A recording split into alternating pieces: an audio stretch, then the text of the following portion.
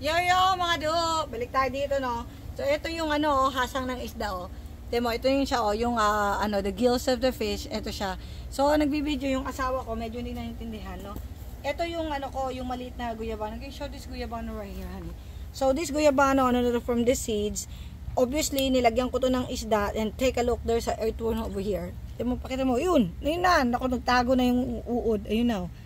So if there's an earthworm present sa sa mga halaman nyo, ibig sabihin, pag mas maraming bulate, mas maganda kasi sila yung nagpo-produce ng oxygen para lumaki yung mga halaman nyo. Anyway, babaw natin ito doon sa mas malaki nating guyabano. Come over here, where the guyabano is, over this side. So, ito yung guyabano natin, no? Ay po. I'm gonna go on this side, honey. I'm gonna bury this, gills over here. Here. So, yan o, di ba nahirapan siya mag-video, di ba? So, ito yung isa natin guyabano, no? Putulin nga muna natin to kasi sagabal sa video eh. Yan, oh. Ito, 3 years old na tong puno na to from the seeds to. Siyempre, abuti ka pa ng 10 years bago to bago siya magkabunga. But anyway, the most important thing is the leaves of the guyabano kasi ito yung cancer-killing fruit, no? Yung leaves niya, pati yung prutas. So, you benefit from both fruits and the leaves. So, while waiting for the fruit, meron ka ng tawag ito, pinakamagandang din, most delicious or nutritious tea that you can ever have. So, try mo lang to. So, dahil pinapalaki natin tong guyabano na to, itong hasang ng isda, pinagasangan natin, baw natin dyan. Show this one nga, papi mo. So, ginaw natin itong hasang-hasang dyan, no. Ang gagawin mo, para mas mabilis matunaw yung hasang mo, no, para ni makalkal ng daga, lagyan mong ganyan. Siyempre yung iba kong yung mga pinagtabasan ng mga damo-damo, ganyan. Ibaon mo talaga dito dahil nga siyempre, pag di mo nabaon, yari. Yung mga mga rodents, pwedeng maamoy yan. So para sure ball di siya maamoy ng mga rodents, ang gagawin mo mga do, eto, no? Tatakpan mo yan.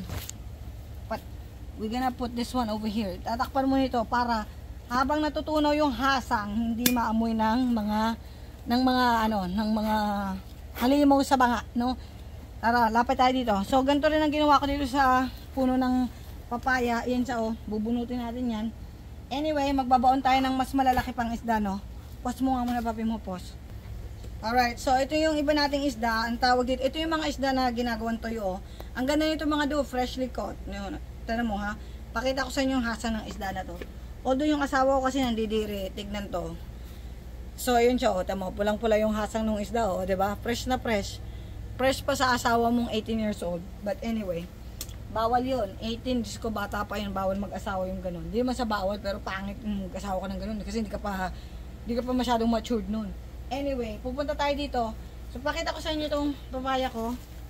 Ayun, oh, may bunga na siya, no? Malaki na siya, may mga nakabaon diyang isda.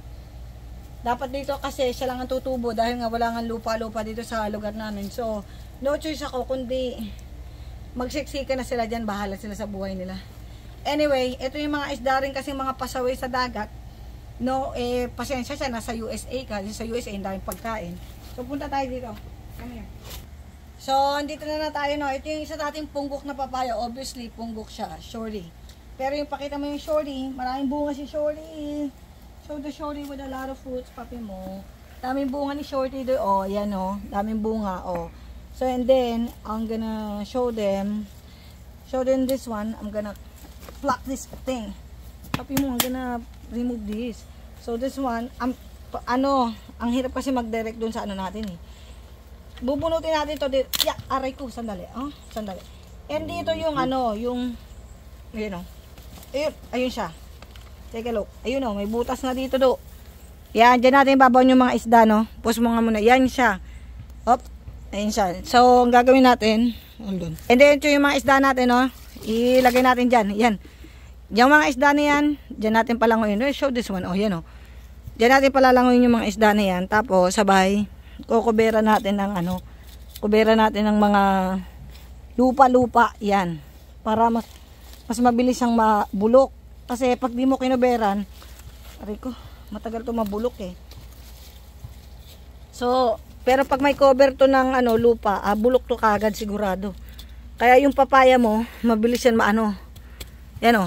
Tapos sabay, pause mo. Good. So ito na. So balik natin tong yan, yung pasumong mabigat. Yan. So obviously mabigat talaga to. Baon mo dyan, tapos siksikin mo sa gilid para hindi makalkal ng ibang mga ano. Para hindi nila maamoy habang nabubulok yung isda. Ayan siya, ganyan ang kadalian mga do. O, okay na. So let's go over there. So ganito lang siya, paano mo pinifertilize yung mga papaya mo dito, yung iba kong halaman. Yung mga hindi ko gustong isda, binabaon ko dyan. Lalong-lalo na yung remora, yung pasaway na isda sa ilalim ng turtle. Pinabibigat niya lang yung pagong, tamad, yung mga ganong tamad na isda. Baon mo sa lupa mga do. Unang-una para makaganti ka dahil nabali yung fishing pole ko, mga siguro 5-4 yung nabali sa akin dun. Kaya gumaganti lang ako. O, di pagganti mo, daming bunga ng papaya mo do. O, di ba? Ayos na. Init. Amo na.